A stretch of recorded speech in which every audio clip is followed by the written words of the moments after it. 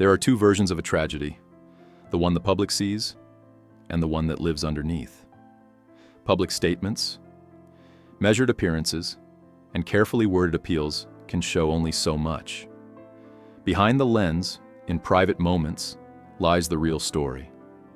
Millions of eyes have watched a composed figure handle the worst crisis of her life.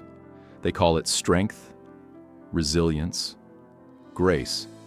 But behind every perfectly delivered statement, there is a human being grappling with fear, uncertainty, and heartbreak. The unseen layers of pain often tell a story far more complex and devastating than any public narrative. The life Savannah built. At 54, she had reached a stage most aspire to, where dedication and sacrifice should meet reward. She had established a prominent career, navigated a high-pressure workplace, and balanced professional ambition with raising children. Every decision and accomplishment had contributed to the person the world admired.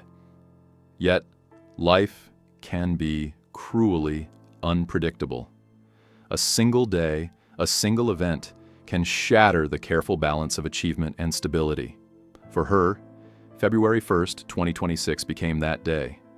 The point when a life of preparation, composure, and mastery of circumstances collided with raw, uncontrollable tragedy.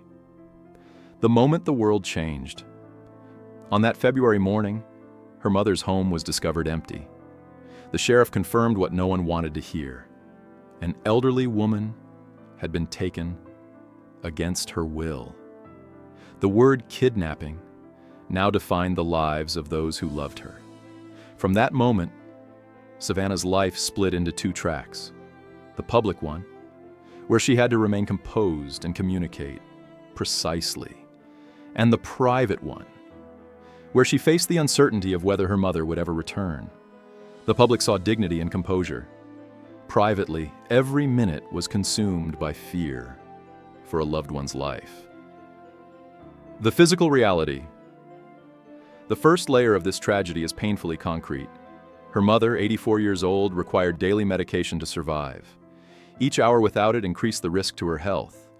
The kidnappers had not only taken a person, they had endangered an elderly life, dependent on precise medical care. Every hour of silence was a countdown, and Savannah knew it. She understood the stakes from the first moment. Standing in front of cameras, releasing statements, and addressing the public, she also carried the unrelenting awareness of a ticking clock. For most, that knowledge alone would be overwhelming. For her, it was a weight she bore silently. Conditioning for survival.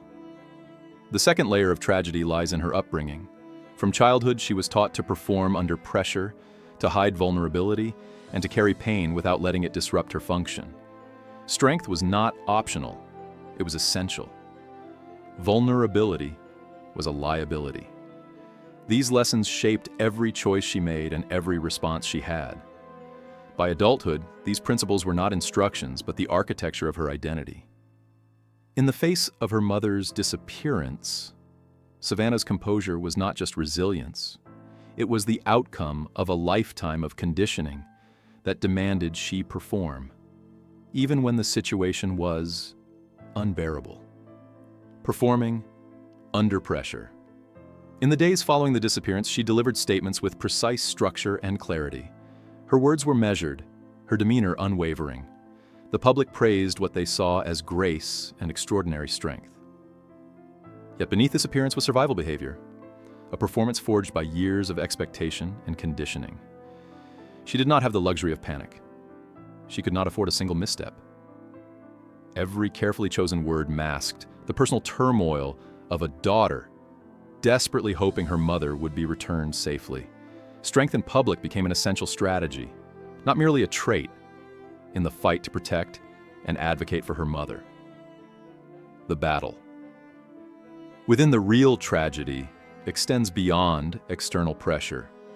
While navigating public scrutiny, she faced a private, lifelong struggle, the need to be enough in her mother's eyes.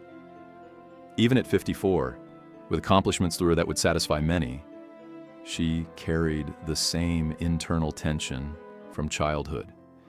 Every camera, every statement, every carefully maintained composure was shadowed by the old need to earn approval. The same childlike longing for unconditional acceptance persisted amid a national crisis.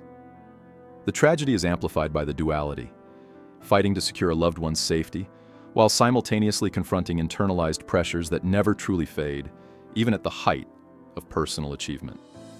The grim timeline. Time adds its own layer of anguish. 8 days had passed without her mother or proof of life. Each hour without medication compounded danger. The FBI had joined the investigation. Media coverage intensified, and ransom deadlines came and went. Public patience and hope are abstract. For family, every passing minute is a visceral crisis. The uncertainty is cruel. Silence from the kidnappers is not neutral. It carries multiple possibilities, all frightening, all heavy. For Savannah, the relentless march of hours made the physical, emotional, and psychological stakes impossible to ignore. Each tick of the clock intensified the anguish, layering additional grief onto an already unbearable situation.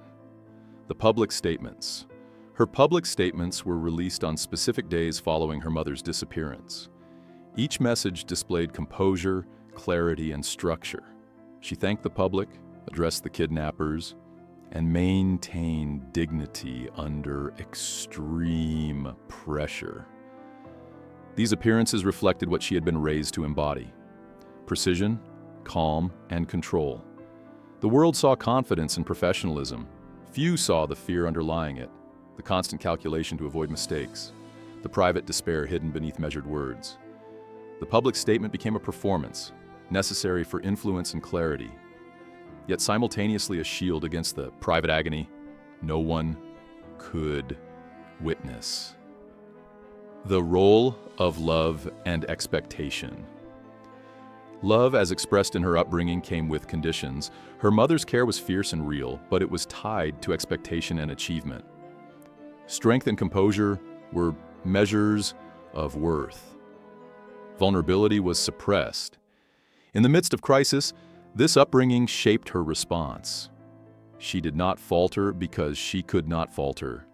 She performed because performance was ingrained, because in her identity, to falter was unthinkable. This duality, love entwined with expectation, adds depth to her struggle. Even in terror, even in profound grief, she acted with precision, driven by an old, persistent need to fulfill the measure of worth instilled from childhood. The heart of the tragedy. The deepest layer of this story is profoundly personal. The person she most needed, the one who could offer reassurance without condition, was the very person she could not reach. Her mother, the source of love, guidance, and unconditional acceptance, was absent. The world witnessed composure.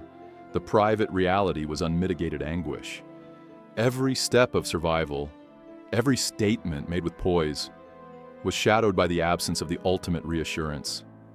The knowledge that she was enough, loved fully and entirely for who she is, not for what she achieves. That absence is the heaviest weight of all. Conclusion. Waiting for home. This story is not just about a missing mother or a public crisis. It is about the layers of human experience, conditioning, and expectation. The public sees only composure. Behind it lies deep, personal, unrelenting struggle. Survival, love, fear, and longing intertwine. The ultimate hope is for a return, the moment when a loved one walks through the door and words long withheld are finally spoken. Words that acknowledge worth, love, and presence without condition. In that moment, the invisible burdens may finally lift, revealing a daughter who has endured and survived more than most could imagine. Finally met with the love she has always deserved.